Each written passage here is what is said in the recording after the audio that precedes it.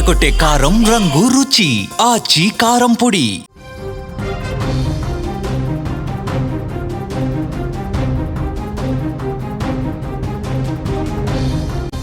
ప్రముఖ గాయకుడు, film maker, భారత మహిళా స్టార్ క్రికెటర్ స్మృతి మంధానా మాజీ ప్రియుడు పలాష్ మచ్చల్ చీటింగ్ కేసు నమోదైంది ఆయన మీద. సినిమా నిర్మాణం పేరుతో తన వద్ద 40 లక్షలు తీసుకొని తిరిగి ఇవ్వలేదని ఆరోపిస్తూ మహారాష్ట్రలోని సాంగ్లీకి చెందిన వైభవ్ మానే అనే వ్యక్తి పోలీసులకు కంప్లైంట్ చేశాడు. ఫిర్యాదు వివరాల ప్రకారం స్మృతి మంధానా చిన్ననాటి స్నేహితుడైన వైభవ్ మానే వృత్తిరీత్యా సినీ ఫైనాన్షియర్. సాంగ్లీకి వచ్చినప్పుడు స్మృతి తండ్రి శ్రీనివాస్ మంధానా వద్ద పలాష్ ముచ్చల్ అతనికి పరిచయం అయ్యాడు. ఈ క్రమంలో నజరియా అనే సినిమా తీస్తున్నానని, పెట్టుబడి పెడితే ఓటీటీలో విడుదల చేసి త్వరగా లాభాలు అందిస్తానని పలాష్ ముచ్చల్ హామీ ఇచ్చారని వైభవ్ తన కంప్లైంట్లో పేర్కొన్నాడు. పలాష్ ముచ్చల్ మాటలు నమ్మి వైభవ్ మానే సినిమా నిర్మాణం కోసం మొత్తం 40 లక్షలను పలు వాయిదాల్లో నగదు అలాగే గూగుల్ పే ద్వారా అందించారు. ఇందుకు సంబంధించిన లావాదేవీల వివరాలు, పత్రాలను కూడా పోలీసులకు సమర్పించారు. అయితే ఆ సినిమా నిర్మాణం మధ్యలోనే ఆగిపోయింది. తన డబ్బు తిరిగి ఇవ్వాలని వైభవ్ అడుగుతుంటే మొదట హామీ ఇచ్చిన పలాష్ ముచ్చల్ ఆ తర్వాత ఫోన్ కాల్స్కు రియాక్ట్ అవటం మానేశాడు. చివరికి అతని నెంబర్ని బ్లాక్ చేసినట్టుగా బాధితుడు ఆరోపిస్తూ ఉన్నాడు.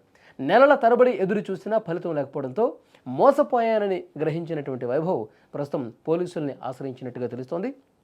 స్మృతి మంధానా అలాగే పలాష్ ముచ్చల్కు సంబంధించి ఈ పెళ్లి ఆగిపోయినటువంటి విషయం మనకు తెలిసిందే. ఆ సమయంలో వాళ్ళిద్దరి మధ్య సాన్నిధ్యం బాగున్నటువంటి సమయంలో ఈ ఫైనాన్స్ సినిమా తీస్తానని నమ్మించి ఈ విధంగా ఇప్పుడు ఇతను బయటకు వచ్చాడు కాబట్టి తెలుస్తుంది. కానీ బయటకు రాని వాళ్ళు ఇంకా చాలామంది ఉన్నారు. చాలామందిని కూడా మోసం చేశాడని చెప్పి వైభవ్ అనే వ్యక్తి చెప్తున్నాడు. ఇప్పుడు ఇతను ఎంతైతే డబ్బులు అయితే ఇచ్చాడో 40 లక్షల రూపాయలకు సంబంధించి ఆ పూర్తి ఆధారాలను కూడా కంప్లైంట్లో పొందుపరిచినటువంటి పరిస్థితి ఉంది. మొత్తం అతను ఏ రోజులో ఎంత అమౌంట్ ఎలా ఇచ్చానన్నది కూడా చాలా క్లియర్గా డాక్యుమెంట్స్తో సహా పోలీసులు ఇచ్చినటువంటి ఆ కంప్లైంట్లో చాలా స్పష్టంగా ఆధారాలను కూడా పేర్కొన్నట్టుగా తెలుస్తుంది.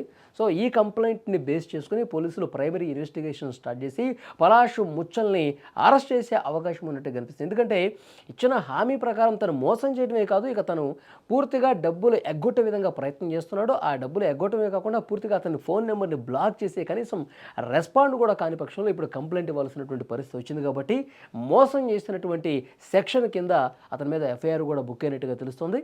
పోలీసులు ఫర్దర్ ఇన్వెస్టిగేషన్లో భాగంగా అతన్ని అరెస్ట్ చేసే అవకాశం ఉన్నట్టు తెలుస్తోంది.